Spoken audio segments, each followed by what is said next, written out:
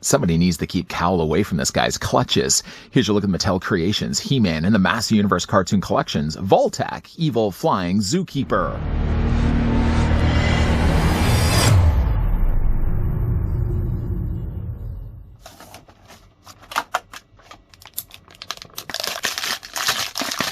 To celebrate the 40th anniversary of She-Ra, Princess of Power, we've brought Vultak to the Origins line. Introduced in 1985 as Hordak's cowardly zookeeper, our bumbling fool sneers with a classic cartoon look and features detachable wings and taloned feet to ensure that he patrols Eternia's skies and capture the innocent creatures of the Forest of Freedom. An accompanying metallic Zootron robot serves as a prison guard, keeping stock of all of Hordak's specimens in the Fright Zone. Swooping now in the shadows, before we get a closer look at the cartoon collection Vultak, let's take the tape measure and see how tall the figure stands.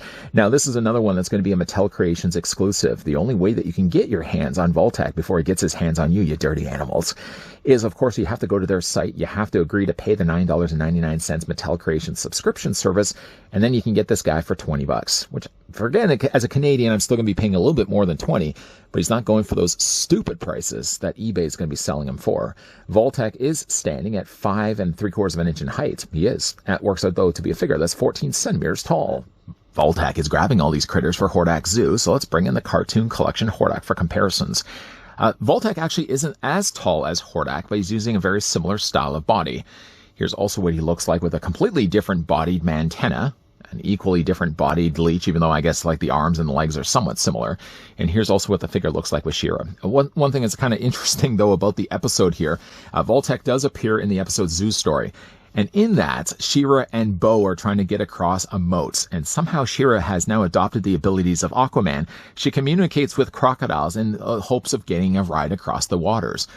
I don't think did we ever see that ability being used again? If we do, I completely forgot about it. Make sure I don't forget to mention that the figure does come included with a mini comic and a Zootron. First, let's have a look at the mini comic. This is entitled Shadowheart. It does feature very predominantly Vultak on the front, although in the background you can also see there's an advertisement for Bo. We are going to be getting ourselves a cartoon collection Bo. There's also nothing advertised on the back of this. Hero, when we looked at him as well, that was Mattel Creations, also had something very similar on the back. Nothing at all, other than just Master Universe. It should really, though, say She-Ra, but again, because of course it's Master Universe as a whole, that's the entire banner of this entire toy line. I can understand why they're using that instead. Let's flip through the comic. It doesn't make much mention, really, of Zoo Story, so it's not really like a retelling of that, but it does at least have Vultak featured in there. It also does have as well, there's a really cool drawing of Hordak. I really like the look of him. Yeah, really good overall artwork. I will say, like, the artwork looks considerably better on some of these Mattel Creations mini comics that at least I've experienced so far with two than what we've got with the Turtles of Grayskull. I never really liked the illustration design of that. There's Adora and Bo and Vultak down below there as well. A very short, it's simple to read. I'm not going to obviously go through and spoil the entire story for you guys. For those that want to still pick this up, for those that want to experience it fresh hand, get that fresh smell of brand new plastic figures, and open up the mini comic and not be spoiled by anything inside the pages. I'm not going to be that guy. What I am going to be, guy, is the guy that's going to show you, at least he comes included with a Zootron.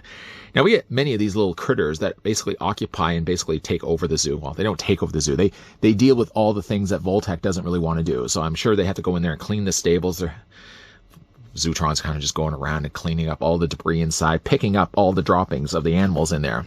Think to himself, man, I'm really working hard, but I know one day, this Zootron is going to be known for making a living, making a name for himself. And then I'll come home and I'll be able to say to my family, you know, Dad did all right today. What's rather interesting, though, about the Zootron, he doesn't have any posability whatsoever. I'm saying a he, I guess it could just be really an it. Doesn't have any posability at play here, but it does have some really cool, sinister-looking eyes. What's fun, though, is on the back of the Zootron, there is actually a handle. So you could take the Zootron if you want to, and you could put it in Vultak's hands. It, by this point, looks less like a Zootron, and it looks actually more like a beer stein with hands, so it looks like he's just drinking ale. He's like, no, don't drink from my brain. It does also make, unfortunately, the figure a lot heavier. I don't have any real plans to have Vultak displayed with the Zootron like this, but I like the idea at least they give him a handle. Put it off to the side. Some assembly is required, though, for Vultak. I've already taken the liberty of installing those said things. The figure does come included with wings. Now, these appear to be, I'm actually just going to detach them right now. They come separately in packaging. All that's really required on your part is take the 2 dots on the ends, the little pegs here, and line them up with the holes in the back of his body. That's it. That's all you need to do. While he's looking off to the wall, he's looking over at the Blair Witch. Oh, I really hope the Blair Witch isn't behind me. No. No, okay. If you look at the wings, though, the wings seem to be the same ones. We just talked about this earlier, the Turtles of Grayskull. The Turtles of Grayskull, April O'Neil, I believe, had the exact same wings. I don't think it would be that far to remove to think that they're probably going to be using these wings again for the Cartoon Collection Sorceress. I mean, think of it. It's simple logic. They're going to come out with cool wings like this, even though it obviously wasn't used for the Origins Sorceress.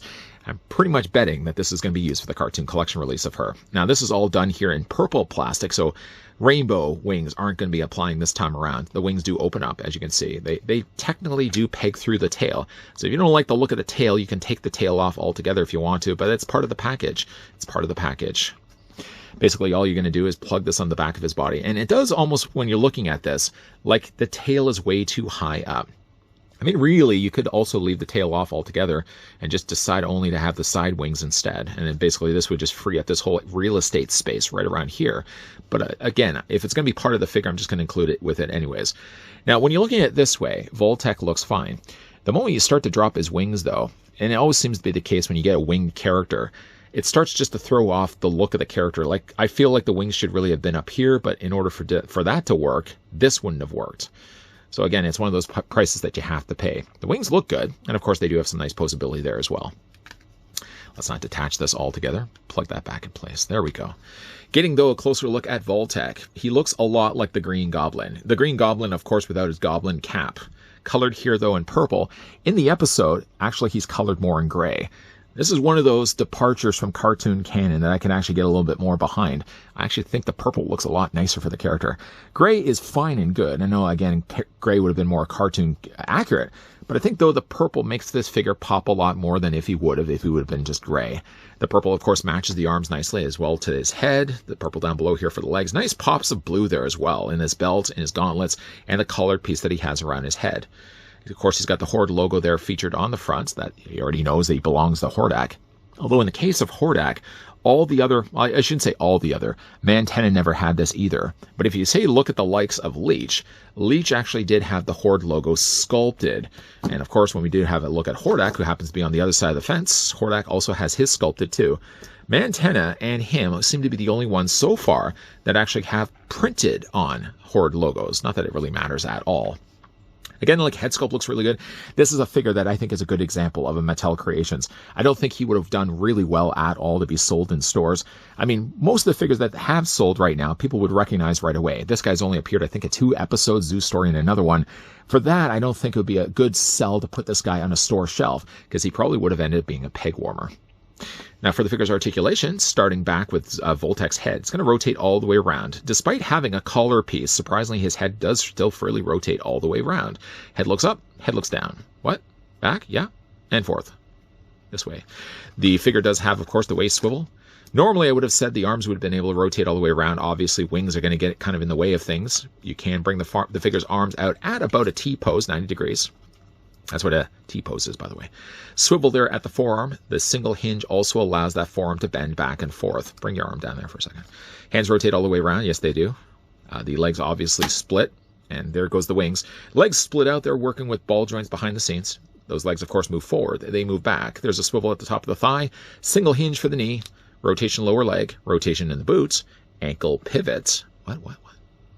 Ankle rocker. Sorry. Ankle rocker. Right there, ankle rocker. Yeah, again, I think this is one of those figures that, first of all, for the price, $20, that's US, obviously. I always kind of say $20. That's what the online site lists this as a Canadian collector. I think when it was all done, I was probably paying more closer, I think, about $35.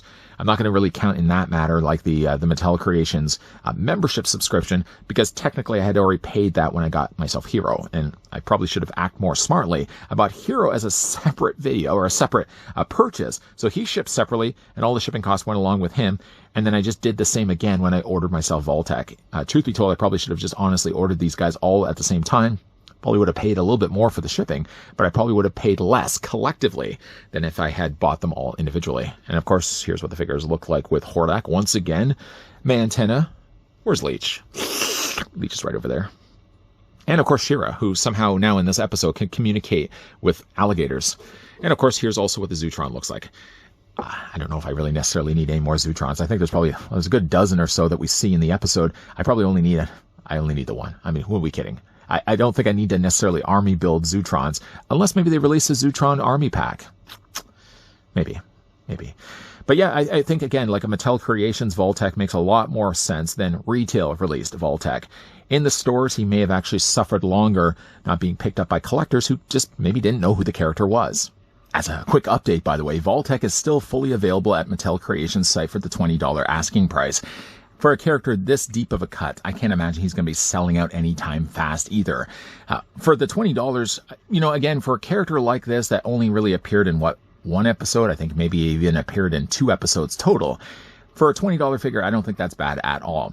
I mean, at least if we're kind of gone the days of like when you think of the Mattel Creations or Matty Collector back in the day, what the Master Universe Classics version of a Vultak could have maybe cost. More closer, probably about $50, $60. I mean, obviously this is going to be a little bit smaller in scale, a whole lot less accessories other than really the Zootron. But again, for that asking price, I think it's more than enough to venture over to their site and pick this up. Now, again, to go with that, it has to be added that there obviously is the Mattel Creations subscription service. That's only going to tack on another $9.99 on that. I'm not necessarily advocating for Mattel Creations.